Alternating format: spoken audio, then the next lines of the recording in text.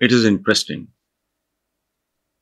पहली दर्दनाक है, दूसरी दिलचस्प है, और उसमें भी दर्द का एक पहलू मौजूद है। वो क्या है?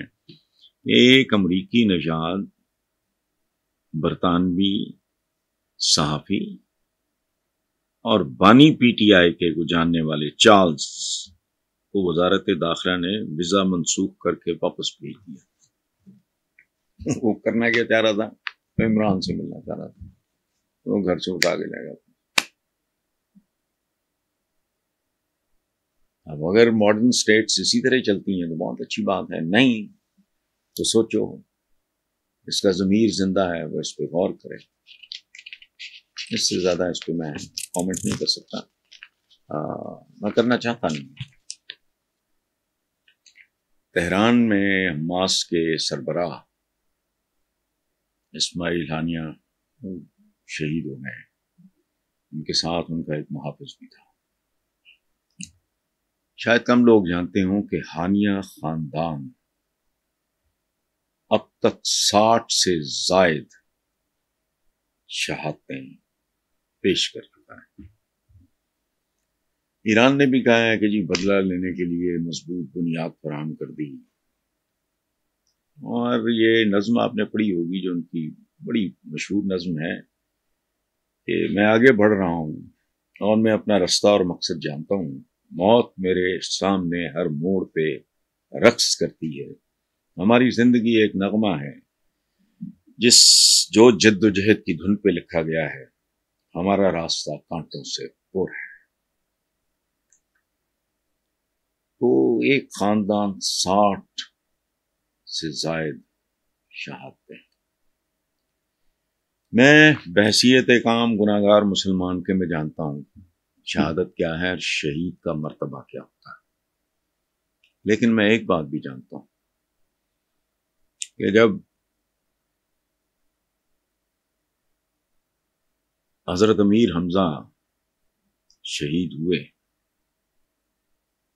और हिंद ने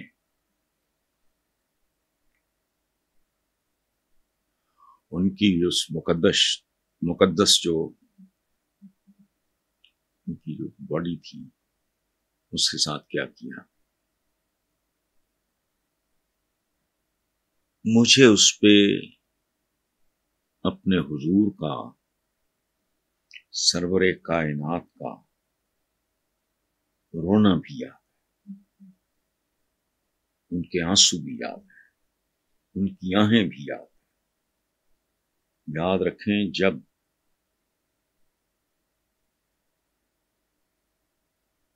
उन्हें कब्र में लिटाया गया तो कफन पाँव नहीं ढांप सकता था, तो एक घास है अरबिक में, मुझे उसका नाम भूल गया, वो डली गई। बहुत गहरा जख्म। शहीद थे वो, आप रोए, आपकी आंखों में आंसू। अर्ज करने का मकसद ये है कि मैं शहीद के मकाम से भी वाकिफ हूं, शहादत के एजाज से भी वाकिफ हूं। लेकिन मुझे एक बात बताएं, मुसलमानों की तादाद यहूदियों से करोड़ों गुना ज्यादा है, करोड़ों गुना। ये हो क्या रहा है? कौन है हम आज? हमारे वाकई बिरादर मुल्क में जो बहुत हमारी मदद भी करता है, यूएई ने पाकिस्तानियों के वीजाज पे पाबंदी लगा दी, चूंकि वहां जाके चोरियां चकारियां करते हैं, लड़ाई झगड़े करते हैं, मजहबी फसादात की बुनियाद रखते हैं, कोई पंजाबी है कोई पठान है, और फ्रॉड करते हैं। ये है। वरना मैंने अर्ज किया ना कि मुट्ठी भर यहूदी और दूसरी तरफ उनसे करोड़ गुना ज्यादा मुसलमान, ना कश्मीर में ना उधर। हो क्या रहा है? ये क्यों हो रहा है? अल्लामा इकबाल साहब फरमाते हैं, दश्तो दश्त है दरिया भी न छोड़े हमने, बहरे जुल्मात में दौड़ा दिए घोड़े हमने। ये घोड़ों का जमाना नहीं है। इकबाल ने ही कहा, शमशीर और सना वल ताउस और रबाब आकर। हम तो प्रॉडो में फंसे हुए। शमशीर और सना का भी जमाना नहीं है। ये जमाना किस चीज का है? जिसके लिए सदियों पहले हुजूर ने क्या क्या कुछ नहीं कहा। علم حاصل کرو چاہے چین تک جانا پڑے. چین تم نے دینیات پڑھنے جانا تھا یا انہوں نے قرآن پاک کی تلاوت سیکھنے جانا تھا یا پڑھنے جانا تھا؟ وہاں عربی سیکھنے جانا تھا چین. علم حاصل کرو. وہ کون سا علم تھا جو وہاں نہیں اویلیبل تھا؟ پھر کہتے ہیں رب زدنی علما، اے میرے رب مجھے علم دے. فرمایا علم مومن کی کھوئی ہوئی میراث ہے. اور شروع کہاں سے ہوا یہ پاکیزہ ترین سلسلہ؟ اقرا، پڑھ. سائنس اور ٹیکنالوجی سے محرومی، بد کرداری، علم سے دوری تو ہمیں ذلیل کرا رہی ہے. ہم ماتم کرتے ہیں، ٹسوے بہاتے ہیں، اظہاری یکجہتی کرتے ہیں. بس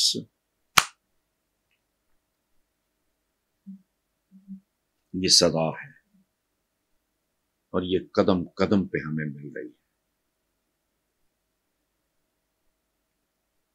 کروڑ مسلمانوں کی،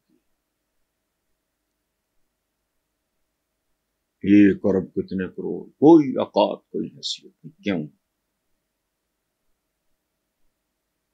ہم نے ان کے بنیادی ترین احکامات کی لاج نہیں رکھی. علم، آج کا علم کیا ہے؟ شمشیروں سے نہ گئی، گھوڑے بھی گئے، وہ ریس کورس میں ہوتے ہیں. سائنس اور ٹیکنالوجی، ہم بڑے فخر سے کہتے ہیں پاکستان اکلوتی ایٹمی طاقت ہے. تو کیا طاقت ہو تم؟ ایٹم بم تم نے بنایا تھا. وہ تو پاکستان بننے سے پہلے استعمال بھی کر چکے تھے. اگلے جب ہیروشیما ناگاساکی میں استعمال ہوئے بامز کے نام تھے، ایک کا نام تھا لٹل بوائے، ایک کا نام تھا فیٹ مین. اس سے بہت پہلے وہ بن چکے تھے.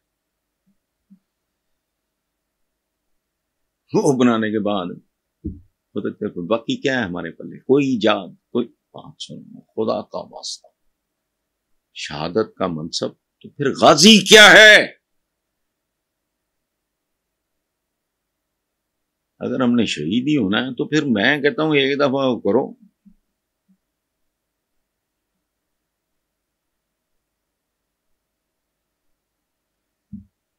ایک ہی صورت ہے، ہم اتنے ہیں مارے جائیں گے، اسرائیل کا حوصلہ ختم ہو جائے گا.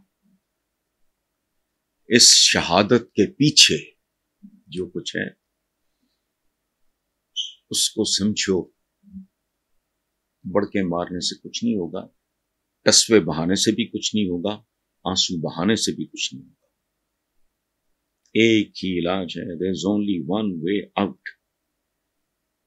رونا ہے تو رو کے رو.